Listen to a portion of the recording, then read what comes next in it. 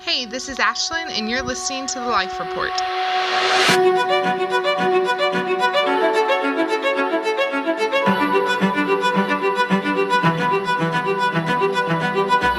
Hey, everybody. Thanks for joining us tonight. We want to tackle something that we've known about for a little bit, but hadn't really talked about in public before, and that is the Roo Chatbot created by Planned Parenthood, which was really their solution for addressing those awkward conversations that parents didn't want to have with kids and kids didn't want to have with parents. And so Ashlyn and I are going to not only address kind of why that need exists and why we as parents and even as young adults and students need to be more thoughtful than just kind of going to a chatbot to get our information about sex, but also what kind of solutions the church has put forward and some of the interactions that we had with the Roo Chatbot.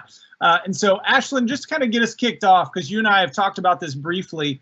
I had a real kind of weird introduction to the sex talk with my parents, but you've got one of those stories that I'm just kind of like, wait, those parents existed? So tell me real quick what that was like for you and your mom or dad, and kind of how they introduced the topic, and how you came to understand, maybe have a healthy or even, an unhealthy view of sex.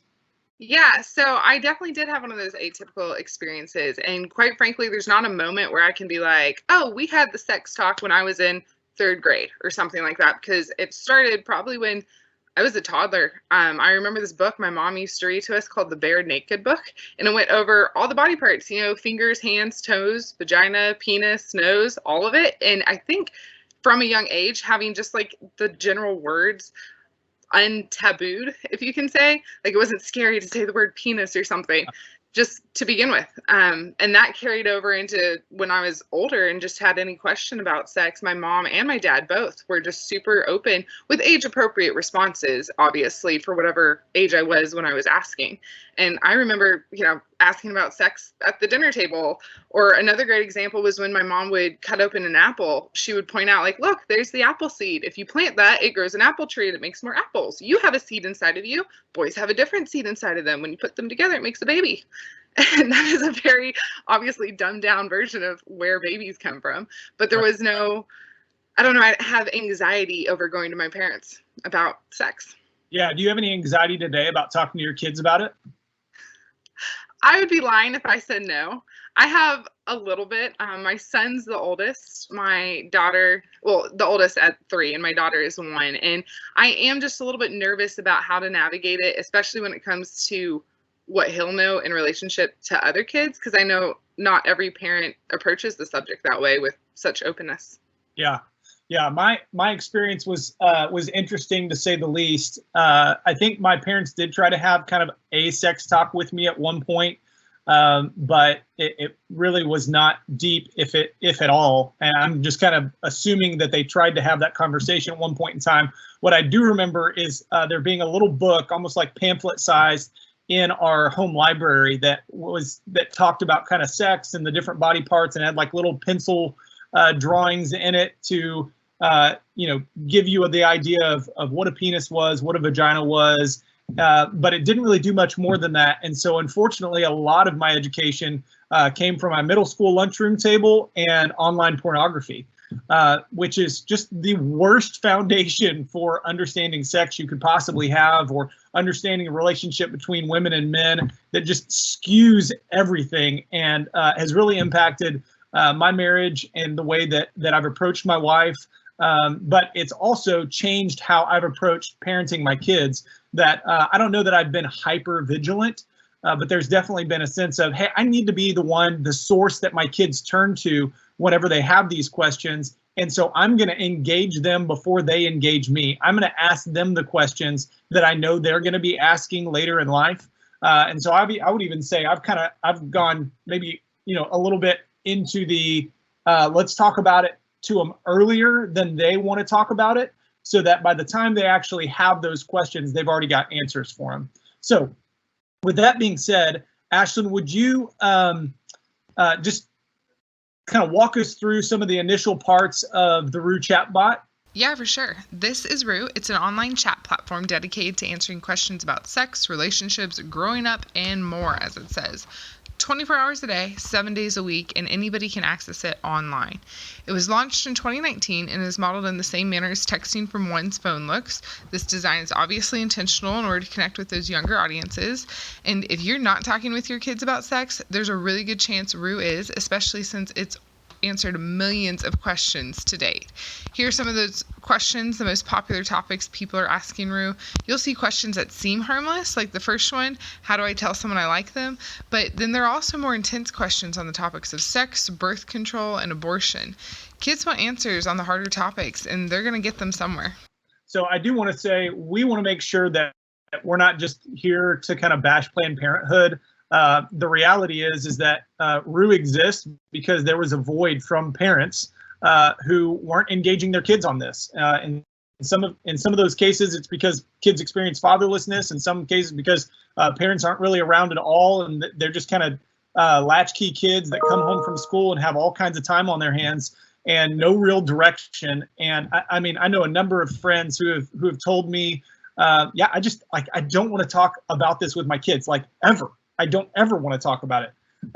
Maybe their parents didn't talk to them about it, and they just don't see it as that big of a deal that maybe eventually their kids will figure it out. And that just feels like such a terrible precedent and terrible way to really disciple our kids and help them as these questions are going to arise. And if we don't bring them up, definitely their friends will. So here's some of the questions that we asked Roo, and wanted to just walk through some of those responses, help you see some of the dangers of this, as well as there's a positive in here that I think is worth noting, but then also direct you towards some of the resources that Watermark has developed for parenting conversations around the issue of sex, and even talk that our elders and our student pastor and our director of children and family ministries helped navigate for our church one night. And so it's definitely a topic that our student ministry brings up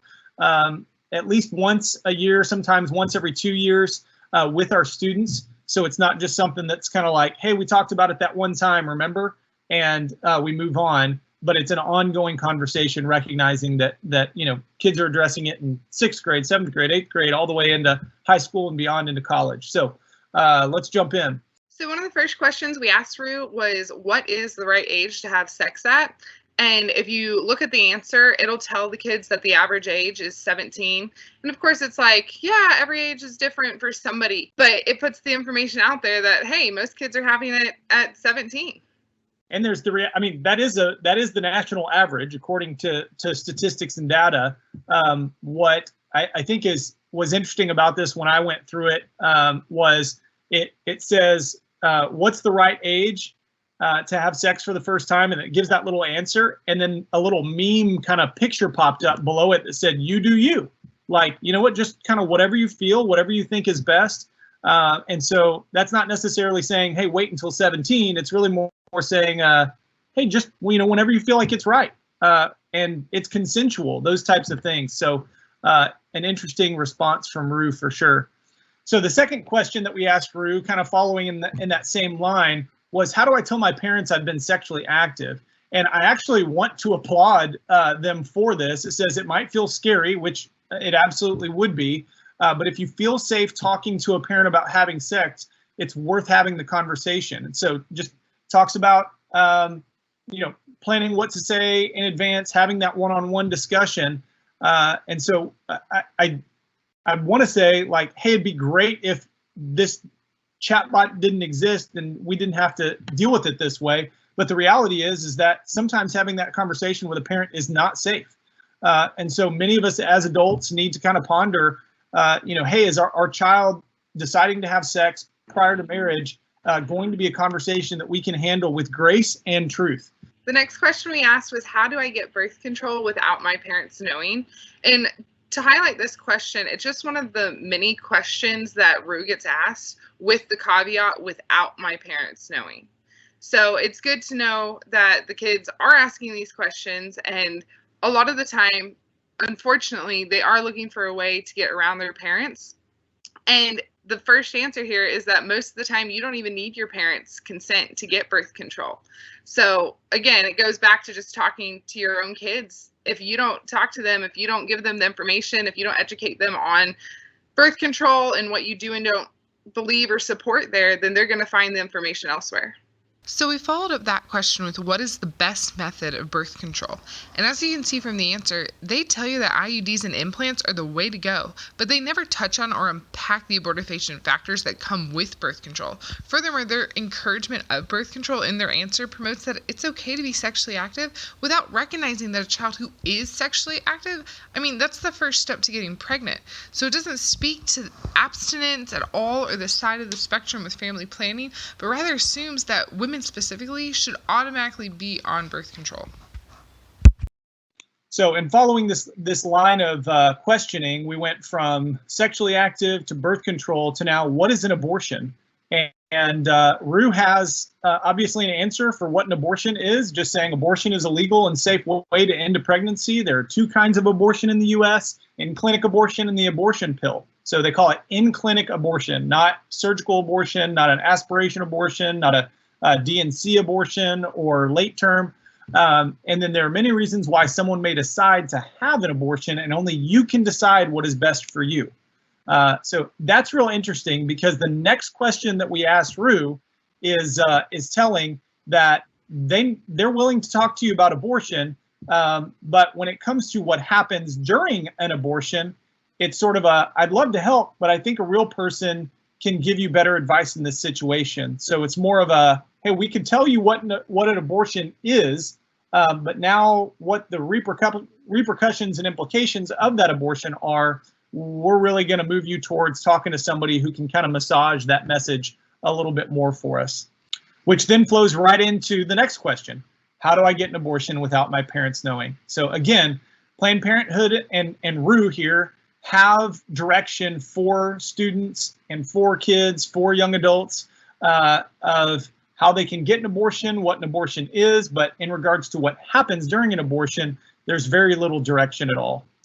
So to finish up here, we wanted to ask Roo two really poignant questions that kids need to know when they're talking about abortion and considering all these things. And the first one of these questions was, when does life begin?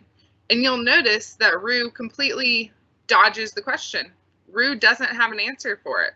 We went on to ask, does abortion kill a baby? And is abortion murder? Just trying to see if Roo would answer the question if we phrased it differently, and no information there. So Roo is completely confident in telling kids that abortion is safe and legal and that you don't really need parents' consent to get it, but they're not going to tell you how abortion happens or when life begins. So the kids that are looking for those answers, they don't have any luck here.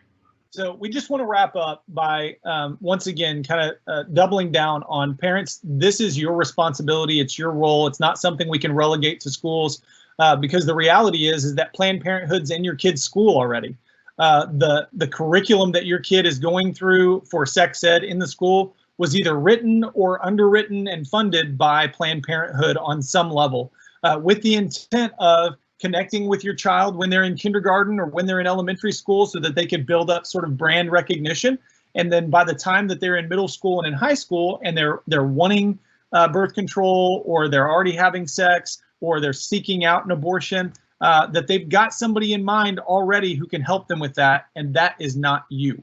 And so we want to make sure that you are the most trusted source of information for your kids, that you're engaging with them on an incredibly practical level and even an uncomfortable level, that you just go, look, I'm the adult here. I'm going to put my big boy pants on and we're going to have some conversations about this stuff. And to be honest, once you kind of get over that initial hump of using words like penis and vagina and sex and embryo and fetus, which, none of which are great words. They're all kind of scientific words that our kids don't really understand. It helps you move forward with some confidence. And so one of the very best things that I've done literally is stare in the mirror and go, look, a man places his penis in the woman's vagina, and when his semen reaches her egg and the sperm penetrates the egg, that is when the egg is fertilized and a new human being is formed. And so I've tried to do that like with a straight face.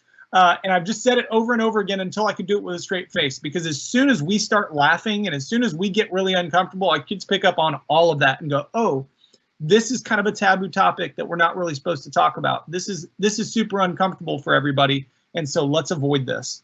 So I want to point you towards the parenting resources page at watermark.org that we've spent a concerted amount of time developing that we think is really helpful and really instructive. It's not just sort of a here's some good ideas, but it literally is here's some foundational principles to talk to your kids before they get into preschool, and then before they hit puberty, and then before age 15 and they're in high school, and then some situational issues that may come up that we've just started to think through and hopefully help you prepare to talk to your kids along the way. So again, it's not just one sex talk, but it's an ongoing conversation that you're discipling your children on this particular area of their lives. So in closing, just to be clear here, if it's not Roo talking to your kids about sex, they're going to find the information somewhere else. There will be a new chatbot in the future, or they're going to find it through their friends or other Google searches. So we just want to make sure that you guys are having this conversation with your kids, no matter how uncomfortable it might be, like Bruce said,